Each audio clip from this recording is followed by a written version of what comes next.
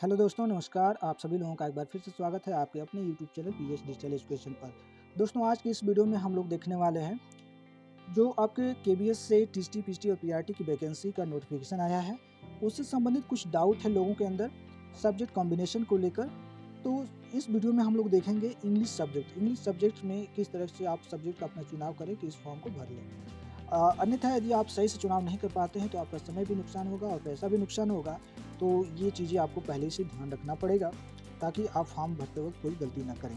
तो यहाँ पे हम लोग सबसे पहले दोस्तों क्या देखेंगे, क्वालिफिकेशन लिखा गया है। क्वालिफिकेशन में उन्होंने लिख दिया है essential qualification for the post at serial number 1 to 6, यानी कि 1 से 6 तक पे उन्होंने जो क्वालिफिकेशन बताया है, क्या क्या बताया है। तो पहले पॉइंट पे उन्होंने कहा है कि 4 years integrated degree course of Regional College of Education of NCERT in the concerned subject with at least 50% mark in the aggregated। तो उन्होंने साफ साफ कहा है 4 साल का यदि आपके पास कोई कोर्स है, ठीक है, इस सब्जेक्ट में इंग्लिश में, तो आप इस सब्जेक्ट से आप टीचर के लिए फॉर्म भर सकते हैं। साथ ही साथ उन्होंने कहा 50% आपके होने चाहिए उसमें। यदि ये आपके पास नहीं है तो आपके पास उन्होंने कहा है कि बैचलर डिग्री यदि होती है, बैचलर डिग्री में उन्होंने कहा है कि bachelors degree with at least 50% mark in the concern subject combination of subject and the aggregate the elective subject and language in the combination of subject as under. तो उन्होंने कहा है कि यदि आपके पास बैचलर डिग्री है, बैचलर डिग्री आपकी 50% के साथ होनी चाहिए। 50% से कम है तो इस फॉर्म को आप नहीं भर पाएंगे, यानी कि संस्कृत या इंग्लिश किसी भी सब्जेक्ट्स में आप हैं तो नहीं भर पाएंगे। 50% आपकी ग्रेजुएशन में होनी ही चाहिए टीजीटी के लिए, ठीक है। ये तो इनकी ये एक तरह से ये उन्होंने कंडीशन लगाया है क्वालिफिकेशन में। और यहाँ पे देखते हैं कि क्या सब्जेक्ट होने चाहिए ग्रेजुएशन में।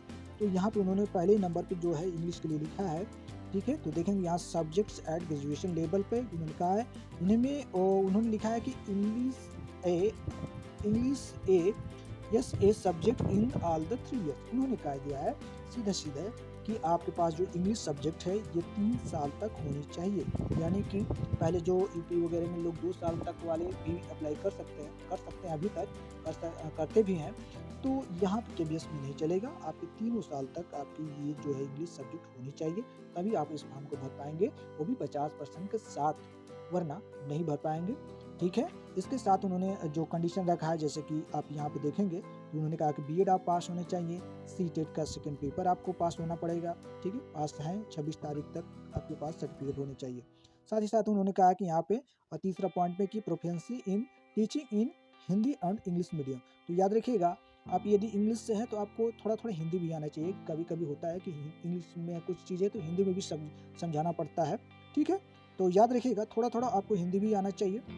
हिंदी भी नहीं आएगी तो लेकिन इंग्लिश के लिए आप चल जाएंगे, हालांकि ये इंग्लिश का ही सब्जेक्ट है तो लैंग्वेज में कोई बाध्यता नहीं होती है, लेकिन आपको आनी चाहिए, ठीक है। आपको आनी चाहिए, हिंदी और इंग्लिश दोनों आनी चाहिए, ठीक है। तो याद रखिएगा आपको हिंदी और इंग्लिश के मीडियम आपको आने चाहिए, इंग्लिश सब्जेक्ट से हैं तो, ठीक है।